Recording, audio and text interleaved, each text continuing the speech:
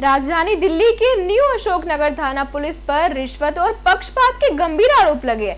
पीड़ित परिवार का कहना है कि मामूली विवाद के बाद उनके बेटों को थाने में बैठाया गया, जबकि दूसरे पक्ष को छोड़ दिया गया। अब परिवार जंतर मंतर पर धरना देकर निष्पक्ष जांच और कार्रवाई की मांग कर रही है।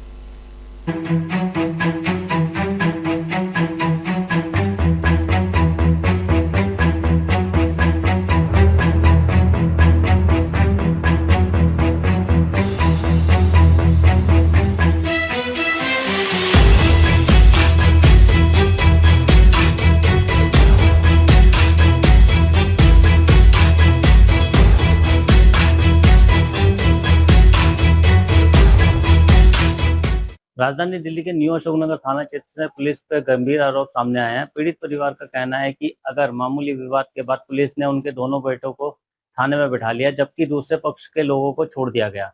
परिवार का आरोप यह खत्म नहीं होता। उनका कहना है कि जब उन्होंने अपने बेटों की रिहाई की गुहार लगाई तो थाना स्टाफ ने रिश्वत की मांग की। इसी आरोप के बाद परिवार सीधे जंतर मंतर पहुंचता है और धरने पर बैठ जाता है। पीड़ित परिवार का अब न्यू अशोकनगर थाना के खिलाफ निष्पक्ष जांच और सख्त कार्रवाई की मांग कर रहा है। उनका कहना है कि अगर दोनों पक्षों के बीच विवाद था तो कार्रवाई एक तरफा क्यों हुई? अगर रिश्वत मांगी गई तो उसकी जांच क्यों नहीं हो रही है?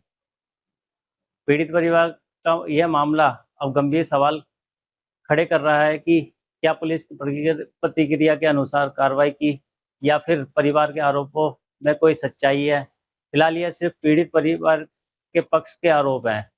दिल्ली पुलिस की ओर से आरोपों पर अभी तक कोई आधारित प्रतिक्रिया सामने नहीं आई है। अब सबकी नज़र जांच पर है। सच्चाई क्या है ये जांच के बाद ही साफ होगा। मेरा नाम है रमेश चंद्र गोयल। रमेश जी, आप न्यू अशोकनगर थाने के एसएचओ साहब और तमाम पुलिसकर्मियों पर बर्खास्त की डिमांड है वो कर रहे हैं, क्या वजह है इसके पीछे? सर 2 आदमी हैं, एक हवलदार शैलेंद्र कुमार, एक एएसआई आनंद कुमार के खिलाफ मैं उनके बर्खास्त करने की मांग कर रहा हूँ। उन्होंने मेरे बच्चों को बिना वजह से बंद कर दिया और 5,000 में से डिमांड करी। एएसआई हवलदार शैलेंद्र ने उसको 5,000 नहीं दिए तो मेरे बच्चों को बंद कर दिया। अगले दिन छोड़ा। किस बात की पैसे मांग रहे थे? इन बच्चों को छोड़ने का। बच्चों को छोड़ने 5,000 मांग रहे थे। हाँ जी। तो आपने इस बात की शिकायत ऊपर के जो अधिकारी हैं सबको, सीपी को, डीसीपी को, सबको नहीं, कोई रिप्लाई नहीं आया किसी का। मामला क्या था, क्यों बंद किया था? ऐसा जी, हमारे पीछे एक पार्क है, छोटा पार्क है, उसमें लड़के खेलते हैं बैट बॉल। कोई लड़का 20 साल का, कोई 22 साल, कोई 25 साल का, मतलब, और वो बाल हमारे घर आते बार बार, तो हमारे घर में भर्ती हो। हमारे एक दिन तो 28 मार्च को मेरे पोता सो था, 1.5 साल का पोता है मेरा, वो फर्स्ट फ्लोर सो रहा था और बॉल उसको लगी आकर, तो बच्चे जब बॉल हमारे आते भगते भाग जाते हैं। अगले दिन फिर मेरे घर वाली बाहर बैठी थी, वो उसको भी बॉल लगी, तो हमारे फिर मेरी घरवाली को दम मारी थी, बच्चों ने दम मारी थी।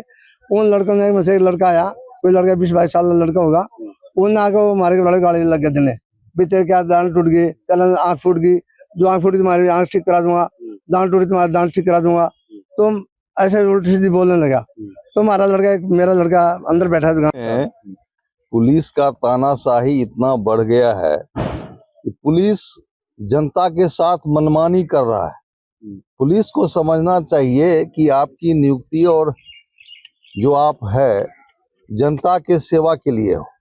इस बात को भूल करके एक सम्मानित परिवार के बच्चे को जो शिकायत किया, उसी बच्चे को उठा करके जेल में बंद कर देना, ये कहाँ का कानून है? ये तो सरासरी गुंडागर्दी है, तानाशाही है। हम सरकार से अपील करते हैं कि इस मामले को केवल न्यू अशोकनगर थाने का ही नहीं, पूरे दिल्ली के थाना के अधिकारियों से कहना चाहता हूं कि आप जनता के सेवक हैं, जनता के नौकर हैं। जब भी जनता आपसे मिलने जाए तो कुर्सी पर बैठा करके पहले पानी पिलाओ, उसके बाद बोलो कि क्या समस्या है। उस तरह से समस्या का समाधान होना चाहिए। अगर इस तरह से नहीं हुआ तो हम लोक नायक जयप्रकाश नारायण के सिपाही हैं। हम लोग इसके खिलाफ विद्रोह करेंगे, आंदोलन करेंगे। और हमारे जैसे साथी रमेश गोयल ने कहा है कि 6 सितंबर से अनशन करेंगे। मैं 6 सितंबर से पहले जो दोषी पुलिसकर्मी है उस पुलिसकर्मी को तत्काल बर्खास्त कर कानूनी कार्रवाई करें, नहीं तो 6 सितंबर के लिए भारी। कैमरामैन के साथ मैं राजकुमार, आप देख रहे हैं लोकल 7।